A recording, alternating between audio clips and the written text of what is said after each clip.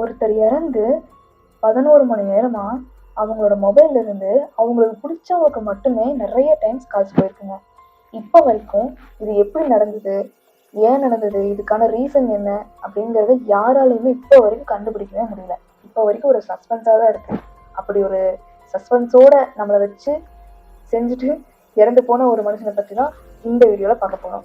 அதுக்கு முன்னாடி நம்ம கதை சொல்லிட்டா கைஸ் யூடியூப் சேனல்ல ஆல்ரெடி நிறைய life histories, biographies, horror stories, அப்புறம் ஹாரர் மூவியோட ஸ்டோரிஸ், இந்த மாதிரி நிறைய வீடியோஸ் நம்ம அப்லோட் பண்ணியிருக்கோம். ஸோ அதையும் போய் மறக்காம பாருங்க. ஸோ இன்னைக்கு நம்ம வீடியோக்குள்ள போகலாம். ஹலோ மை டியர் சோல்ஸ், நான் உங்கள் விஜய் வித்யா. இன்னைக்கு நம்ம யாரை பற்றி பார்க்க போகிறோம் அப்படின்னா 1950s அக்டோபர் 16 அன்னைக்கு அமெரிக்காவில் இருக்க கலிஃபோர்னியாவில் பிறந்தவர் தான் சார்லஸ் இ பெக் அப்படிங்கிறவர். இவர் பார்த்தீங்கன்னா டெல்டா ஏர்லைன்ஸ்ல இருக்க ஏர்போர்ட் ஆஃபீஸ்ல வந்துட்டு ஒரு ஒர்க்ல வந்து இருக்காரு. அப்படி இருக்க அந்த மனுஷன் இன்னொரு கம்பெனிலையும் வேலைக்காக அப்ளை பண்றாங்க. அது ஏன் அப்படின்னா அவரோட காதலியான ஆண்ட்ரியாவை வந்து கல்யாணம் பண்ணி செட்டில் ஆகணுங்கிறதுக்காக இன்னொரு வேலைக்காக அப்ளை பண்றாரு. ஏன்னா அந்த வேலை கிடைச்சது அப்படின்னா சில பல ஃபினான்ஷியல் ஸ்டேட்டஸ்க்காக அந்த ஒர்க்குக்காக வந்து அவர் அப்ளை பண்ணி வச்சிருக்காரு. இதுல இன்னொரு விஷயம் என்ன அப்படின்னா சார்லஸ் பெக்குக்கு ஆல்ரெடி மேரேஜ் ஆகி டைவோர்ஸும் ஆயிருக்கு. ஆண்ட்ரியாவுக்குமே இந்த விஷயம் தெரிஞ்சுதான் அவங்களை காதலிச்சு கல்யாணம் பண்ணவும் வந்து ஒத்துக்கிறாங்க. அதுக்கப்புறம் தான் சார்லஸ் வந்து இந்த பிளானுக்குள்ள போறாங்க. அதாவது மறுபடியும் மேரேஜ் பண்ணி செட்டில் ஆகிற பிளான்ல இருக்காங்க. இப்படி இருக்கும்போது 2008 செப்டம்பர் 12 அன்னைக்கு பெக்குக்கு ஒரு இன்டர்வியூ கால் ஒன்று வருதுங்க. அந்த இன்டர்வியூ அட்டன் பண்றதுக்காக அவர் ஒரு பிளான் போடுறாரு. என்ன அப்படின்னா கலிஃபோர்னியாவிலேருந்து லாஸ் வேகஸ் போய் அங்கிருந்து மெட்ரோ ட்ரெயின்ல ஏறி மூர் பார்க் போய் அங்கிருந்து ஆண்ட்ரியாவை பிக்கப் பண்ணிட்டு இன்டர்வியூக்கு போறதா வந்து அவர் வந்து பிளான் பண்ணியிருக்காரு. இது வந்து சார்லஸ் இ பெக்கோட பிளான், அதாவது பெக்கோட பிளான். ஆனா நம்ம கடவுள் என்ன பிளான் போட்டிருக்காரு பாத்தீங்களா? அவர் நினைச்ச மாதிரியே பாதி வரைக்கும் வந்துட்டாங்க. அதுக்கப்புறம் நடந்ததுதாங்க ட்விஸ்டே. லாஸ் வேகஸ் வரைக்கும் வந்த அவரு மெட்ரோ ட்ரெயின்ல ஏறி அவரும் மூர் பார்க்குக்கு போறாரு. அந்த மூர் பார்க்கு போற டைமிங் என்ன, மூர் பார்க் போய் சேர்ற டைமிங் என்ன அப்படின்னா 4:45 மணிக்கு வந்துட்டு மூர் பார்க் போய் சேரும். 4:45 வந்து மூர் பார்க் ஸ்டேஷன்ல போய் ட்ரெயின் நிற்கும். அங்கிருந்து இறங்கி ஆண்ட்ரியா பிக்கப் பண்ணிட்டு இன்டர்வியூ போறாரு. ஓகேங்களா? லாஸ் வேகஸ் போயாச்சு, ட்ரெயின்லயும் ஏறியாச்சு, ட்ரெயினும் மூவ் ஆயிடுச்சு. இடையில வந்து ஒரு சாட்ஸ்வொர்த்ஸ் அப்படிங்கிற ஒரு ரயில்வே ஸ்டேஷன்ல வந்து நிற்குது. அந்த மெட்ரோ ட்ரெயின் வந்து நின்றுட்டு இருக்கு. பெக் போயிட்டு இருக்க மெட்ரோ ட்ரெயின் வந்து அங்க நின்றுட்டு இருக்கு. அந்த சமயத்துல எதிர்பாராத விதமாக எதிரில் வந்து ரொம்ப ஹை ஸ்பீட்ல வந்து மெட்ரோ ட்ரெயின் வந்து நின்றுட்டு இருக்க மெட்ரோ ட்ரெயின் மேல ஒன்னோட ஒன்று மோதி, இது வந்து அந்த அமெரிக்கால மிகப்பெரிய ஒரு ட்ரெயின் ஆக்சிடென்ட்டா வந்து இப்போ வரைக்கும் கருதப்படுது. அப்படி அந்த ட்ரெயின் ஆக்சிடென்ட் நடந்த போது அந்த ட்ரெயின்ல வந்து மொத்தம் 225 பேர் வந்து டிராவல் பண்ணியிருக்காங்க. அதுல 135 பேர் பார்த்தீங்கன்னா பயங்கரமான ஒரு இன்ஜூர்டு, ரொம்ப படுகாயம் அடைஞ்சு பரிதாபமான நிலையில வந்துட்டு ரொம்ப உயிருக்கு போராடிட்டு இருக்காங்க. அதுல மீதி 25 பேர் பார்த்தீங்கன்னா அந்த ஸ்பாட்லயே வந்து இறந்தும் போயிடுறாங்க. அந்த ஸ்பாட்ல இறந்து போனவங்கள பெக்கும் ஒருத்தர். அவரும் அந்த ஸ்பாட்லயே வந்து அந்த ஆக்சிடென்ட்ல இறந்து போயிடுறாங்க. ஆனா இந்த விஷயம்லாம் அங்க மூர் பார்க் ஸ்டேஷன்ல நின்று வெயிட் பண்ணிட்டு இருக்க அவரோட காதலியான ஆண்ட்ரியாவுக்கு வந்து தெரியாது. அவங்க இவங்க வருவாங்கன்னு சொல்லி வெயிட் பண்ணிட்டு இருக்காங்க. ஏன்னா அப்ப டெக்னாலஜி கம்மிங்கிறதுனால ஸோ அந்த கனெக்ஷனும் வந்துட்டு சரியா இல்லை. சில மணி நேரம் கழிச்சு ட்ரெயின் வரலையே, இந்த டைம் ட்ரெயின் வந்திருக்கணும் ஆனா ட்ரெயின் வரல. அப்படிங்கிறப்ப ஆண்ட்ரியா வந்து பெக்குக்கு வந்து கால் பண்றாங்க. ஆனா கால் எடுக்கவே இல்லை.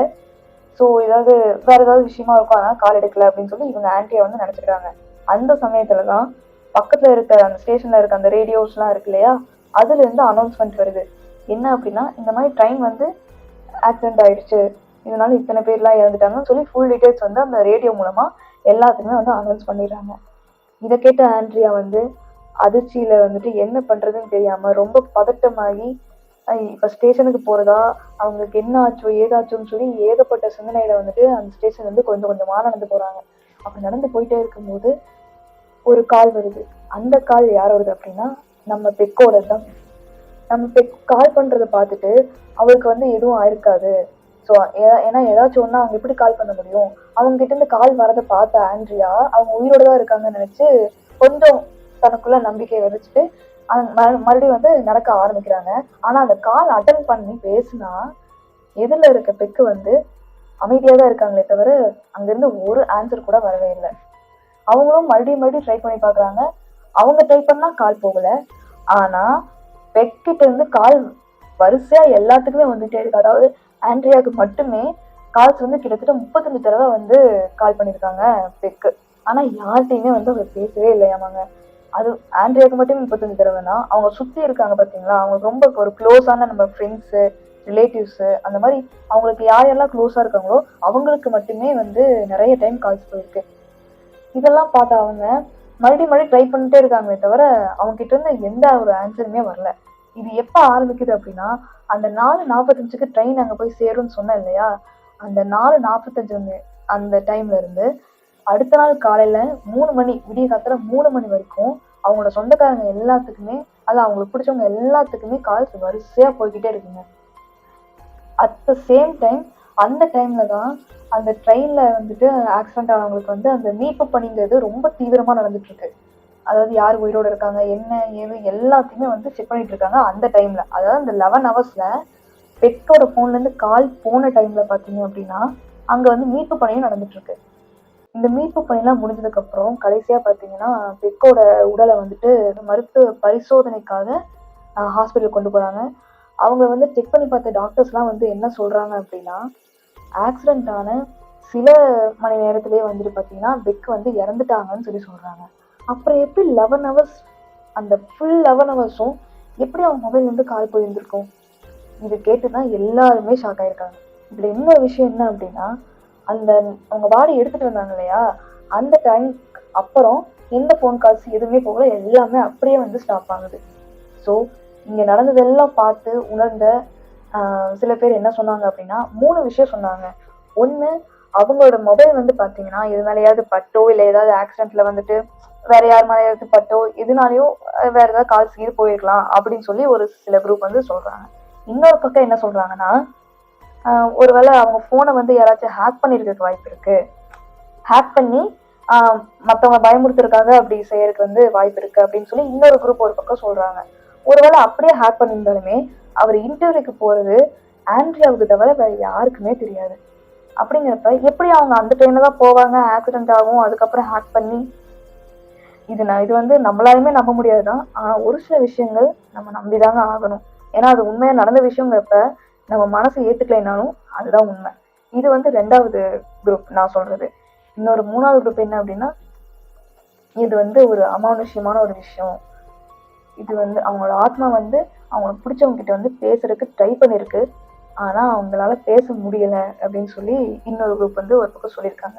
இதுல இன்னொரு முக்கியமான விஷயம் என்ன அப்படின்னா, அந்த ட்ரெயின் ஆக்சிடென்ட் ஆச்சு இல்லையா, அந்த இடத்துல பாத்தீங்க அப்படின்னா பெக்கோட மொபைல் வந்து யாருக்குமே கிடைக்கலையாமா. ஒருவேளை மேபி அது ஆக்சிடென்ட் ஏதாவது நொறுங்கி அந்த மாதிரி ஏதாச்சும் ஆயிருக்கலாம். அப்படியே இருந்தாலும் எப்படிப்பா 11 ஹவர்ஸ்ல கால்ஸ் போச்சு? அதுக்குண்டான ஆன்சர் எனக்கும் தெரியல, அங்க இருந்தவங்களுக்கும் தெரியல. ஒருவேளை உங்களுக்கு ஏதாச்சும் கெஸ் இருந்துச்சு அப்படின்னா அதை மறக்காம கமெண்ட்ல சொல்லுங்க. நான் நெக்ஸ்ட் வீடியோல அந்த கமெண்ட் பார்த்துட்டு நான் உங்களுக்கு ஒப்பீனியன் சொல்றேன். ஓகேங்களா? ஸோ இதே மாதிரி இன்னொரு உண்மை சம்பவத்தோட நான் உங்களை நெக்ஸ்ட் டைம் மீட் பண்றேன்.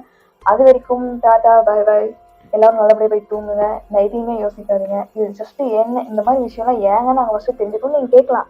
ஆனா இந்த மாதிரி ஒரு சில விஷயங்கள் தெரிஞ்சுக்கிட்டோம் அப்படின்னா, ஒருவேளை நமக்கு தெரிஞ்சவங்களுக்கோ இல்லை நமக்கே ஒரு சில விஷயம்லாம் நடந்துச்சுன்னா அது எப்படி ஹேண்டில் பண்ணும் அப்படிங்கிற ஒரு பக்குவம் நமக்கு வந்துடும். பயம் வராது, பக்குவம் கிடைக்கும். அதுக்காக தான் இந்த மாதிரி நிறைய இன்ட்ரெஸ்டிங்கான வீடியோஸ்லாம் நம்ம சேனல்ல இனிமேல் வந்துட்டே இருக்கும். ஸோ அதெல்லாம் மறக்காம பார்க்கணும் அப்படின்னா நம்ம கன்சல்ட் கைஸ் யூடியூப் சேனலை மறக்காம சப்ஸ்கிரைப் பண்ணிட்டு அந்த பெல் ஐக்கானையும் கிளிக் பண்ணிடுங்க. அப்போதான் நான் போடுற எல்லா வீடியோஸுமே வந்து உங்களுக்கு சேரும்.